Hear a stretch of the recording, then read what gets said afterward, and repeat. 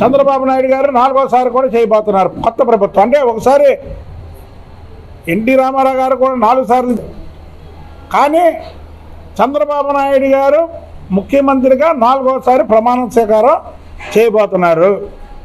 నిన్న బొత్స సత్యనారాయణ, సజ్జల రామకృష్ణారెడ్డి మాట్లాడుతున్నారు.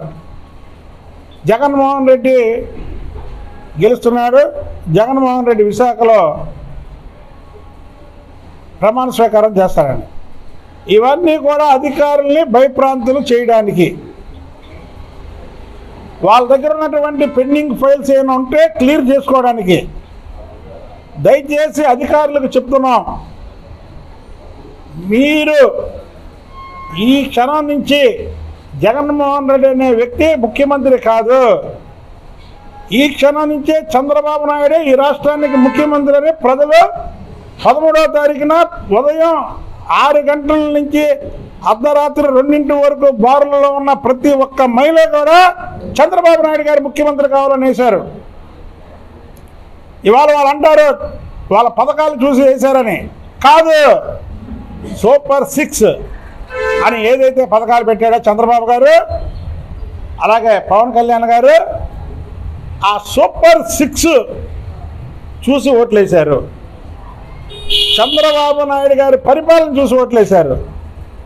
ఒక పరిపాలనా దక్షకుడు, పరిపాలన అంటే ఏంటో తెలిసినటువంటి వ్యక్తి, అవినీతికి ఆమడ దూరం ఉండే వ్యక్తిని అక్రమంగా కేసులు అరెస్టు చేసి 50 రోజులు పైగా ఆయన్ని జైల్లో పెట్టారని ఒక కక్షతో ఓట్లేశారు చంద్రబాబు గారికి.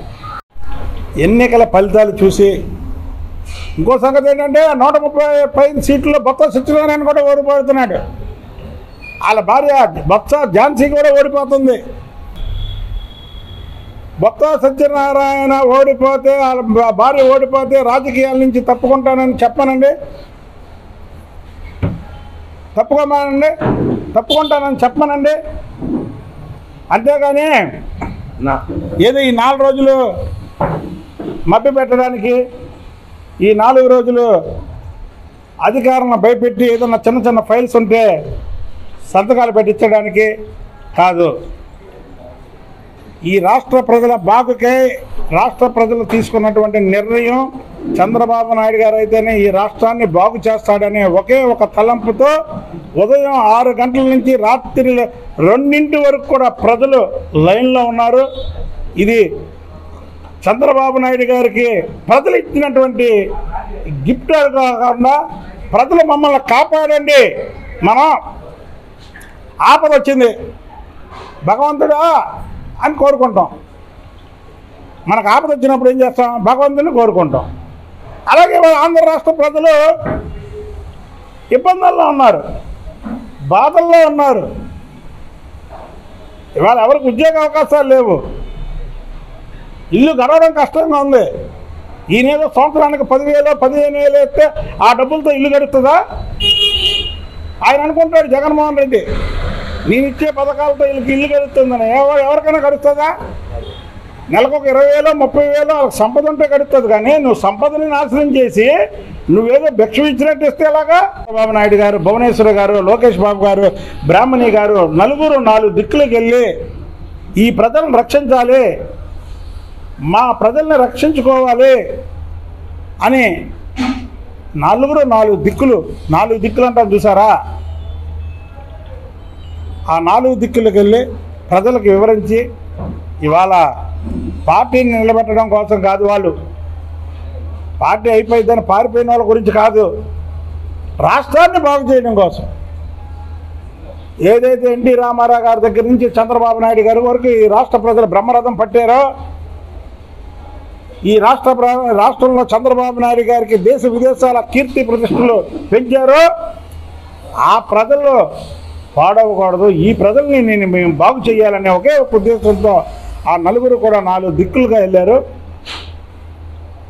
ఇవాళ ఈ విజయానికి తెలుగుదేశం పార్టీ ఎంత బలంగా ఉండడానికి మాత్రం వాళ్ళ కుటుంబ సభ్యులే కారణం.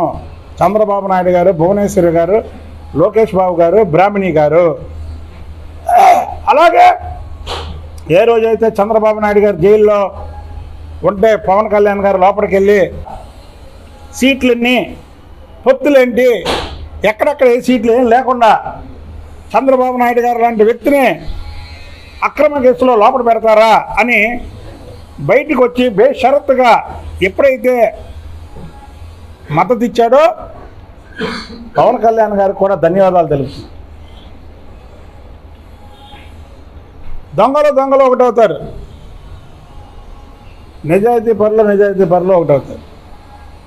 చంద్రబాబు నాయుడు గారు నిజాయితీ పరుడు, పవన్ కళ్యాణ్ గారు నిజాయితీ పరుడు కాబట్టి ఏం మాట్లాడుకోవాలా, చర్చలు లేవు, ఏమి లేవు, బేషరతుగా మద్దతు ప్రకటించాడు. పవన్ కళ్యాణ్ గారికి కూడా మేము ధన్యవాదాలు ప్రకటిస్తున్నాము.